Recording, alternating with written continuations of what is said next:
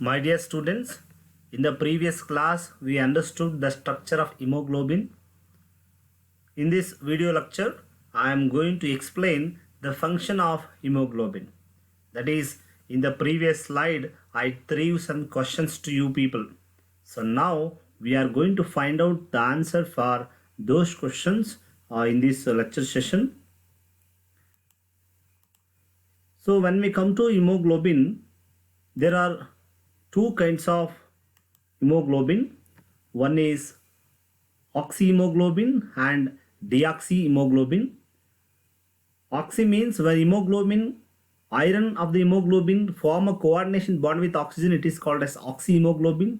When no oxygen bound, the free hemoglobin is called as deoxyhemoglobin.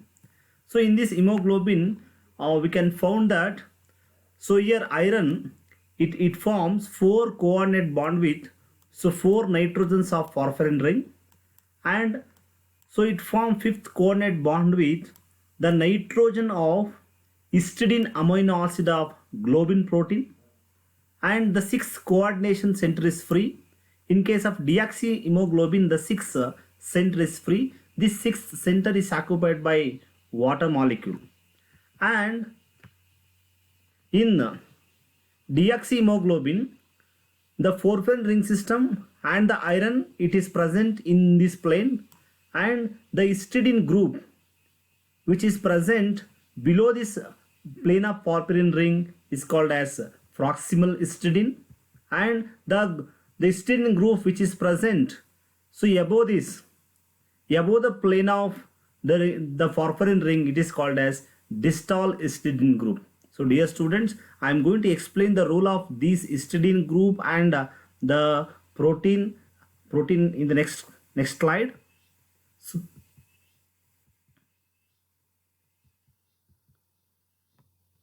there are two kinds of hemoglobin. One is oxyhemoglobin and deoxyhemoglobin. So this is the deoxyhemoglobin. You just look at the structure of deoxyhemoglobin here. So here iron, which is, there is a cavity formed inside the porphyrin ring. So you just look at the structure here. In case of oxyhemoglobin, in case of deoxyhemoglobin, this 6th coordinate site is free. So to the free site, the oxygen comes and binds, forms a coordinate bond with this, and so even in oxygen, one oxygen act as donor atom, it form coordinate bond with iron, and another oxygen, so it form temporary hydrogen bond with the hydrogen of the histidine amino acid of globular protein. So here, before oxygen approaching this iron, it is in +2 oxidation state. It is in +2 oxidation state.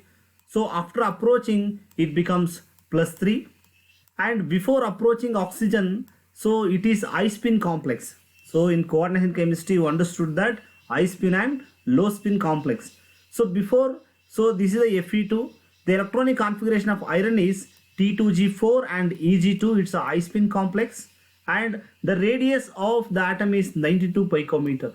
After oxygen form a coordinate bond with the iron, so it becomes low. So oxidation state changes to +3, and the configuration is T2G5 Eg0. So before, there are 4 unpaired electron in this in the complex in deoxyhemoglobin, but in case of oxyhemoglobin, only 1 unpaired electron is present. That's why this is a low spin. That's why this is a low spin complex, and because of 4 electron, this is a high spin complex. And after, so you can observe the changes takes place. So before and after oxygen form a coordination bond. So here the dragging of iron, so the dragging of these proximal histidine towards iron takes place after forming a coordination bond. So then the size of the iron, it is reduced to 75 picometer. It is due to loss of 1 electron. So Fe2 becomes Fe+2. Then when we come to the role of distal histidine, that is the histidine which is above the plane. For example, this is above the plane, it forms hydrogen bonds with oxygen. So this is called as distal histidine. So this distal histidine make oxygen binds in a bend fashion and make it difficult for CO to bind in a linear fashion. So that I'll explain later. And the proximal histidine. So here what happened? The pulling of the proximal histidine when the iron get inside the plane of porphyrin ring upon oxygen binding. So once again, dear students, so when hair reach the nose and it reach the lungs, and in the lungs, so in the lungs what happened? This air meets the hemoglobin. The hemoglobin specifically binds with oxygen. It does not binds with the nitrogen, carbon monoxide and other gases which is present in the nature. It specifically binds with the nature. As soon as it specifically binds with the oxygen, its chemical nature is changed. So that is before it is low spin complex, that is the deoxyhemoglobin is low spin and oxyhemoglobin is high spin complex. The spin state is changes, and you can in coordination chemistry we understood that color of a compound is due to DD transition. Here the blood is red in color. It is red in color because so DD transition takes place when ligand approach the central metal atom iron. So in the iron, the splitting of d orbitals takes place. So these, due to the splitting of d orbital, electron transition takes place within the splitted d orbital. That's why, so because of this electron transition, they are going, the complementary color of the transition is red color. That's why the blood is red in color. So next, very important questions to all of you is, so we know that hemoglobin is made by three important components. So one is iron, porphyrin ring and protein. So why protein is needed? Suppose without protein, the heme unit is nothing but, so why the heme unit does not carry oxygen alone? So why the protein assistance is needed here? Got my point? So I am arising a fundamental questions that, so here hemoglobin is such a complex molecule. So for in hemoglobin, so two kinds of protein chain, alpha chain and beta chain is present. You can look at here, alpha chain and beta chain is present, and this porphyrin ring is present. It's such a complex structure. So why protein is needed? So why the heme group alone? Heme group alone means without protein. So porphyrin ring with iron, it is called as heme group. Why heme group alone does not carry oxygen? This is the questions. So what is the role of protein? Here the protein play a very important role. So protein helpful for irreversible binding of oxygen.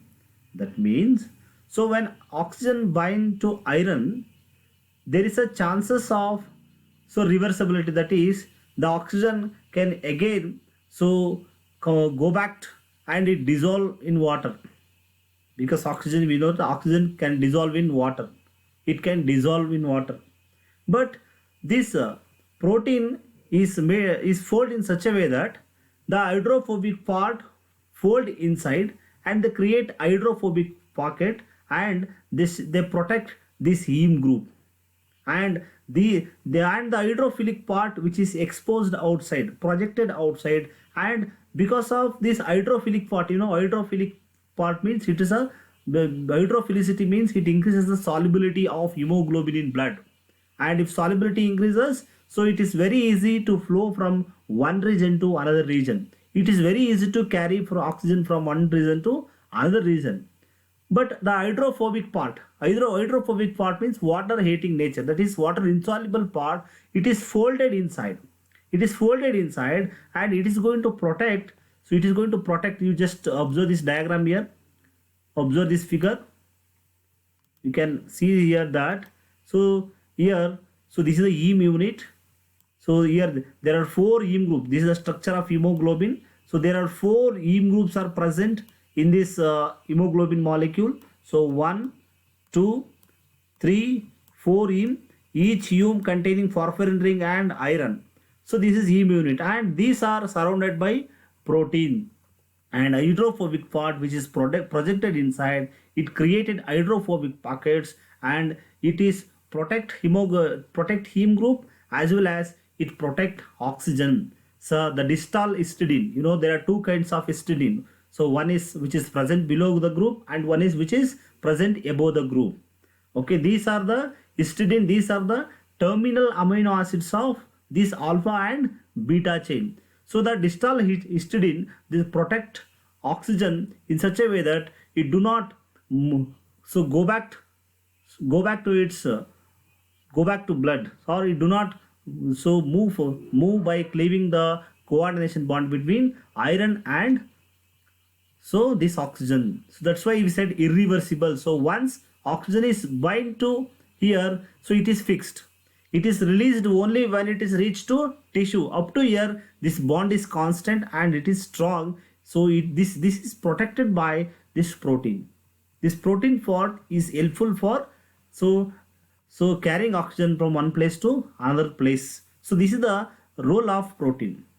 And you can think that suppose if protein is not there in the hemoglobin, what happens? If only heme unit means only this is the heme unit. So porphyrin ring and iron, and so this is the heme unit. If only heme unit it is present in the blood, at that moment it is not able to circulate the blood from lungs to tissue. Whatever the blood which is absorbed by the hemoglobin, so it is not reached to tissue at that moment if protein is not present with this hemoglobin I am talking about. So why it is happens? So we can understand through this reaction. So dear students, I am talking that I'm talking the importance of protein, globin protein, which is associated with the heme unit. So then it is called as hemoglobin. My question is, if protein is not present with the hemoglobin, it is not possible to transform oxygen from one place to another place. Okay, so why? Because if protein is not exist, so at that moment what happens? So this is imagine this is a free heme unit. So it binds with oxygen. So it forms a coordination bond at sixth site of a porphyrin ring. So again what happens?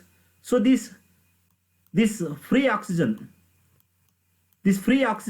again combined with another iron of another heme unit, it forms mu peroxodimer. It forms mu peroxodimer, and this mu peroxodimer, it is again combined with another heme group. It forms hemetin. It forms hemetin. It forms a bridged oxygen complex.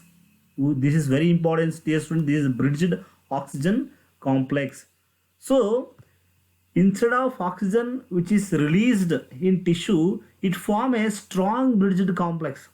So at that moment oxygen, it is involved in forming a strong complex, so with the iron of heme group. So but if protein is present, so the protein does not allow to form this hemetin, this mu peroxodimer. So it protects the oxygen iron heme iron complexes. It protects heme iron complexes, and it is helpful for irreversibility of the reaction. The reaction is irreversible, so it is because of the protein. If protein is not present, so these reactions are happen. But we are very fortunate that because of protein, so it inhibits the formation of mu peroxodimer and hemetin. So because suppose if mu peroxodimer is hemetin is formed at that moment, oxygen is involved in the formation of strong bridged dimer. Instead of it is releasing to tissue, and tissues absorb the oxygen in the tissues, in the cell. Mitochondria absorb that oxygen. The mitochondria is called as power of the cell. It is going to release energy. This process not takes place suppose a protein is not associated with the heme group. So this is how the hemoglobin functions. So this is how it carries the oxygen from lungs to tissue, and while it is coming back from tissue to lungs, it bring back oxygen with the help of carbonic dehydrogenase enzyme.